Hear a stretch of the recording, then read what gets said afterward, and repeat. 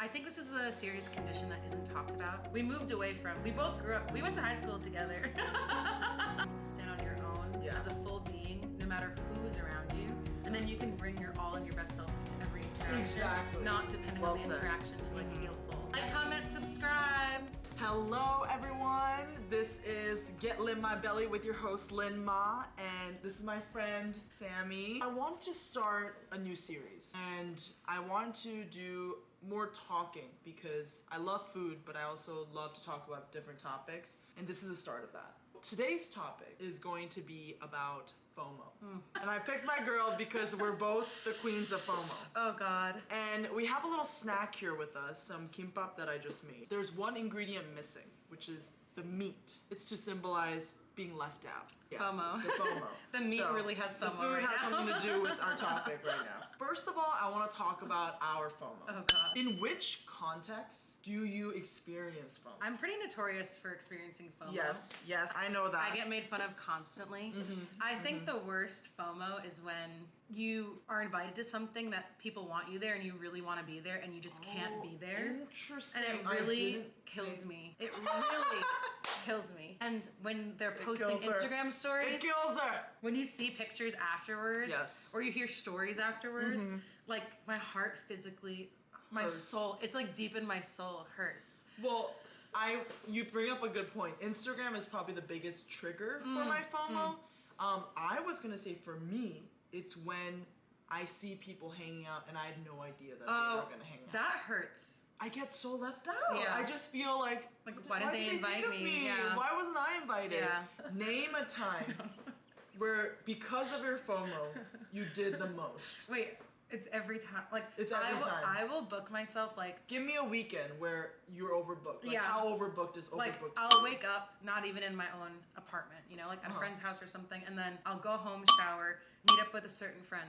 Then I'm like, okay, I need to go like see my family. Go see my family. Then I'll leave and say, oh, I'm just gonna go to my friend's house. They're inviting me over for dinner. And then I'll leave that to like go out dancing or go to a bar or a club. Yeah. And they'll be in like wildly different locations. Like I will travel an hour in between each thing. Me too. With no qualms. Sometimes people just do one thing in a day and that's also okay. I know. No, I remember one time I wanted to go out to dinner with my roommates. And then I went to Queens for a friend's birthday party. Then my other friend had a going away party in Bushwick. And then from Bushwick, I went to Bed-Stuy. So that was four things I did in one night just because I felt like I couldn't miss any of them. I think this is a serious condition that isn't talked about. Yeah. It's a psychological condition. Yes. Yeah. It's a psychological condition. Yes. Now let's talk a little bit about where does this need come from? Wait, pause.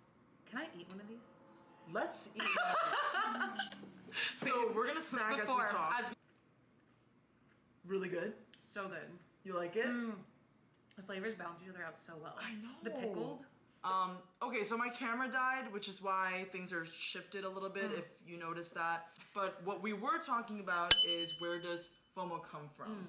One thought I have is like your insecurities and your insecurities surrounding specifically loneliness. Because I feel like everyone is ultimately alone. Yeah. And that's part of growing up, learning that like you have to be independent. That's a very scary thought. So for me, I struggled a lot with codependency, where me being around people was so integral to my identity. I get to be like a funny person. I get to be who I am to those people. And then when they're not around, I just feel like empty. Yeah, and it's very performative as well.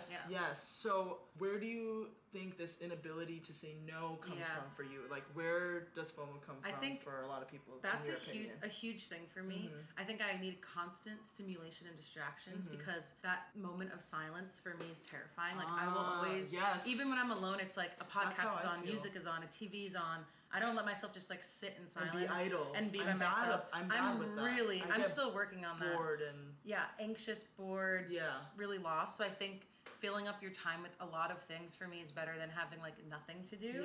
I'd rather have too much than too little in a way. I feed off of that external stimulation and validation. Like when you hang out with people and you have a good time.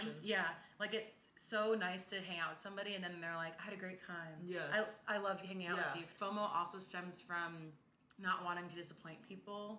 So like saying yes to every plan. You don't want to let people down. That's so true.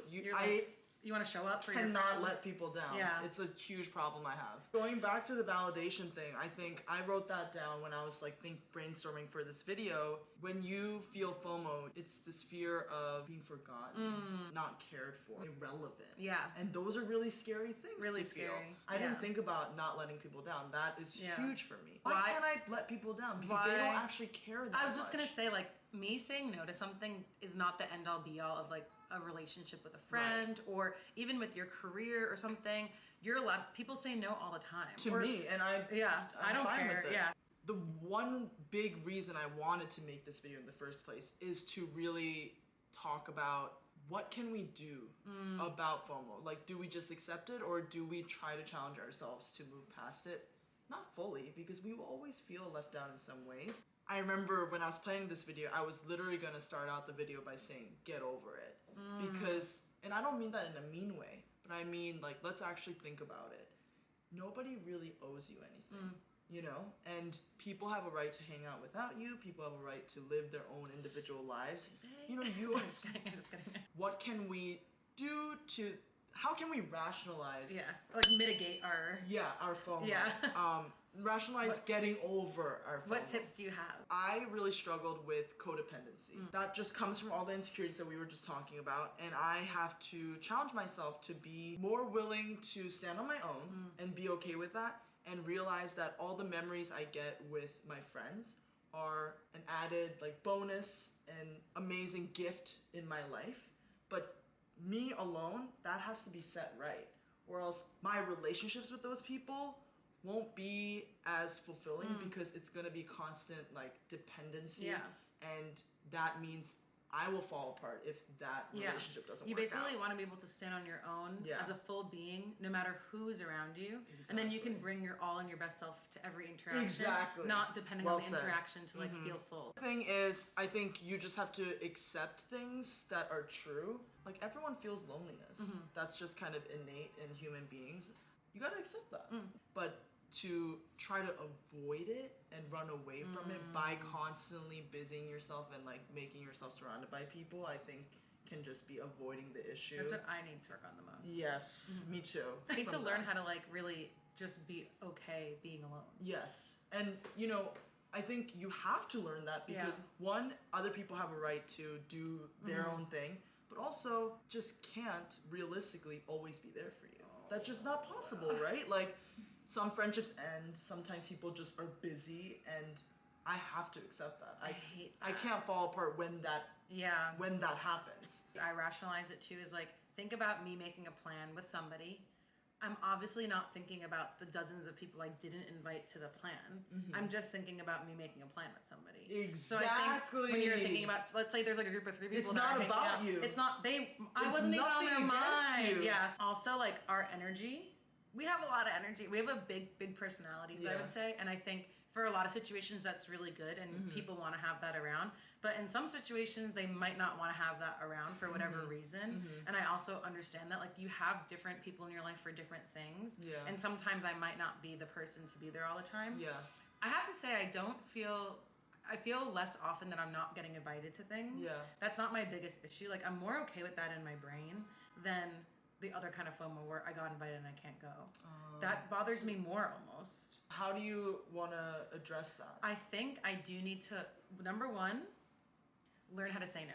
Yes. Number two, really think about myself first sometimes. So I think, like, thinking about your budget, thinking about your energy levels, thinking about where do you want all your energy to go? The people, the places, the things, what do you have to do the next day? Like, are you going to tire yourself out? Like, think about everything before you say yes to a plan. I think for me is really important. How is it going to benefit my life? Being a little selfish sometimes can also be good when you're usually always thinking about somebody else. You just made a really good point. And I think to summarize, it's like, you do have to put yourself first. And that means to prioritize yourself so that you are taking consideration of your energy, what you're capable of, before you try to please everyone else. Also, we could benefit from learning how to be alone. Like, what are things that we could do that when you're in that space and time, that you're using it wisely? Something like journaling or exercising or, you know, things like that is like things that I don't really put my energy into. My energy goes really outward, not as much inward. which I should be working on, but it's just sometimes so boring. Yeah. And also sometimes that self-reflection is like, I don't want to know what's in here. It's not fun sometimes. I'd rather just go out and have fun and distract myself. That's what I'm saying. Yeah. Like there are truths that you don't want to face. Address. Yeah. Rather just go out. But I mean, there's so much more we could talk about. But this is good. You just reminded me that I want to have a discussion on people pleasing. I want to have a discussion on learning how to be alone. And now this opens up those new topics. So I'm gonna wrap it up here. Comment below with more topics. Yeah, comment below with more topics. Lynn knows a lot of people. Also comment below with your struggles with FOMO and how you deal with it and what the experience is like for you. But thank you so much. Thank you so much for being part. Thank you so much for watching. See you next time. Bye. Like, comment, subscribe.